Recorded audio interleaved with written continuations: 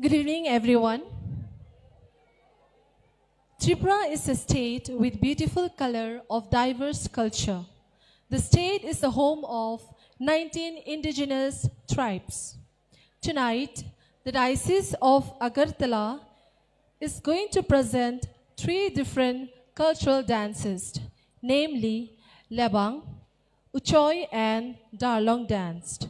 These dances symbolized the cultural unity in diversity that define the beautiful state of Tripura. So let's open our hearts to this tradition in vibrant energy that lives in every dance.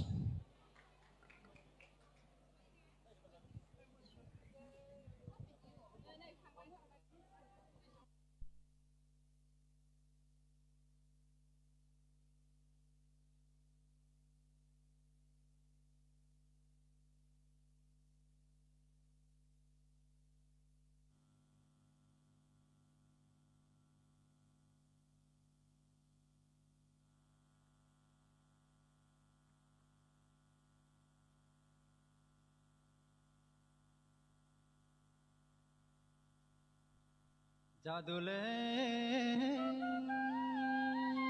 otong thong ma khabara paya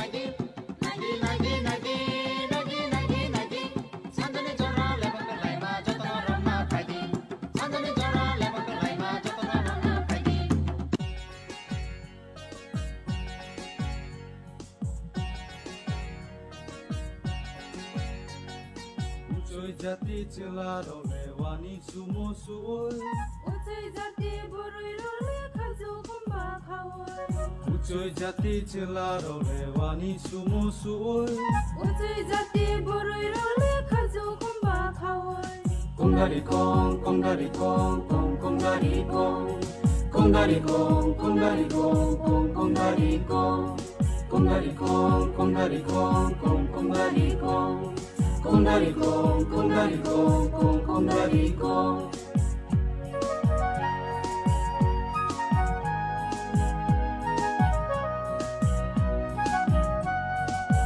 Kumbari o gumbirai Doba doba binaumi doba doba binaumi Kumbari o gumbirai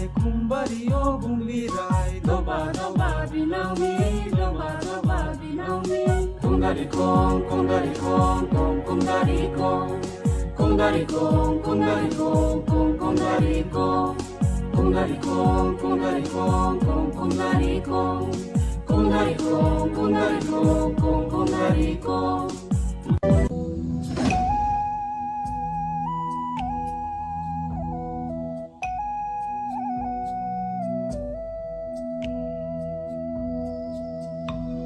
Sirte ni mel thad na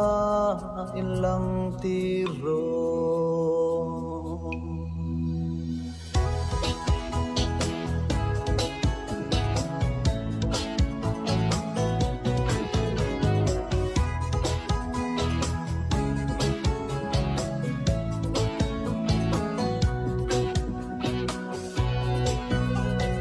lang tim hual tin chua na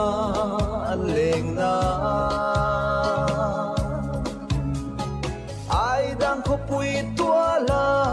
an lệ nghe năm lam ri khen tin re in re mi ai đang khóc bụi tua là an làm der der đã long va lần in tâm